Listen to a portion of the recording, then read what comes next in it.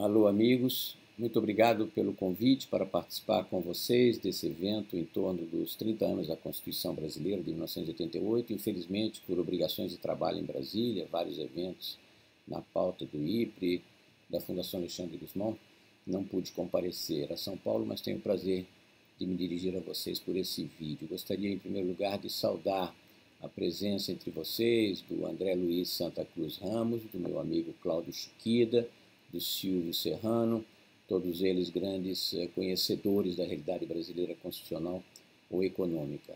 Pois bem, eu, mais ou menos 2 anos atrás, quando comecei a preparar as comemorações do centenário do Roberto Campos, tive o prazer de convidar vários amigos e com eles eu compus esse livro, O Homem que Pensou o Brasil, Trajetória Intelectual de Roberto Campos, uma coleção de ensaios sobre o papel excepcional que teve esse grande estadista, esse diplomata economista, esse grande intelectual da segunda metade do século XX, na formulação de ideias econômicas para o desenvolvimento brasileiro. Se exerceu em diferentes cargos do Estado brasileiro, participou da criação do Estado brasileiro moderno, tal como nós o conhecemos hoje, com essa grande presença na vida econômica, na vida de cada um, mas durante um momento de reflexão e contemplando o que acontecia no mundo, notadamente na Inglaterra, da Margaret Thatcher em transformação, ele resolveu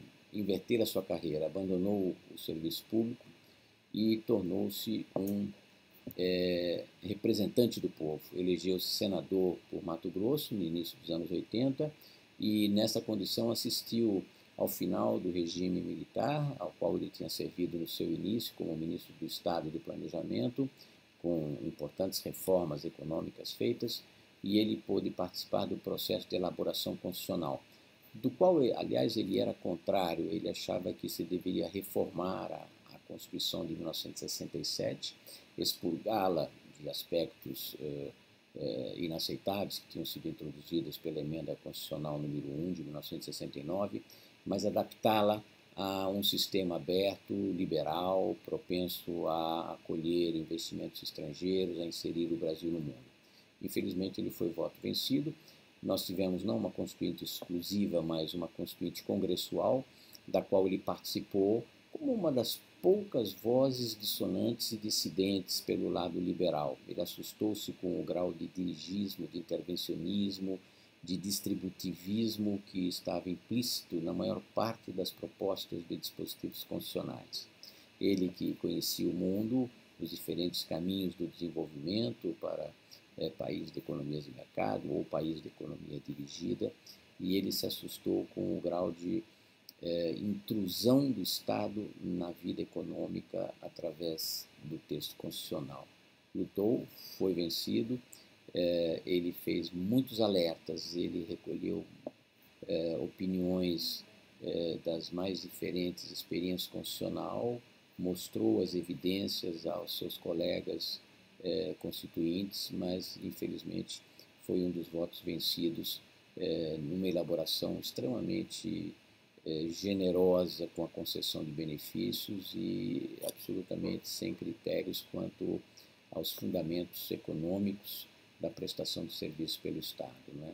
Nós estávamos ainda numa fase pré-queda do Muro de Berlim, pré-implosão do socialismo. Os próprios constituintes, em grande parte, queriam se vingar da extrema centralização que tivemos durante o regime militar, os 21 anos de regime militar, terminados em 1985. Então, atuaram num sentido inverso que acabou sendo prejudicial.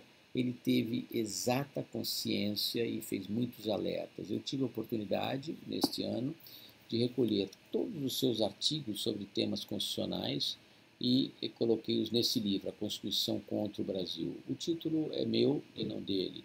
Dele eu recolhi 65 artigos, a metade na era pré-constitucional, ou seja, durante os trabalhos da Constituinte, a outra metade já promulgada a Constituição com as críticas e as necessidades de revisão que o Roberto Campos fazia. Esse título, A Constituição contra o Brasil, é o meu artigo final de análise do conteúdo econômico da Constituição, tal como ela aparece a nós hoje, depois de muitas emendas, algumas ainda utópicas, outras corrigindo aspectos mais esquizofrênicos da Constituição, não é? Tenho também um longo artigo inicial que dá todo o contexto do pensamento de Roberto Campos e explica cada um dos artigos sobre a problemática que ele tomou, não é? Foi um homem extremamente preocupado com o desenvolvimento do Brasil, ele que vinha de uma família modesta e que assistiu a progressos enormes em outros países e ficava angustiado com a incapacidade do Brasil de encontrar um modelo de desenvolvimento. Aos que não conhecem a sua obra, eu recomendaria a leitura das suas memórias, não é? A Lanterna na Popa trata-se de um monumento à inteligência, um templo de racionalidade, um culto às boas práticas do serviço público, nos quais ele se exerceu praticamente durante 2/3 da sua vida, não é? No período final, ele se tornou um colunista de opinião e foi um crítico mordaz das nossas insuficiências, das nossas deficiências, da esquizofrenia constitucional. Se vivo fosse, ele recomendaria o que eu também recomendo hoje, uma limpeza da Constituição por diferentes emendas, expurgando a Constituição daquilo que não deve fazer parte da arquitetura, do funcionamento do Estado, todo aspecto regulatório, todo aspecto tratando do contratualismo devem ser deixados à legislação ordinária ou complementar. Dito isto, eu faço os meus votos de sucesso para os debates de vocês. Muito obrigado por essa oportunidade. Até a próxima vez.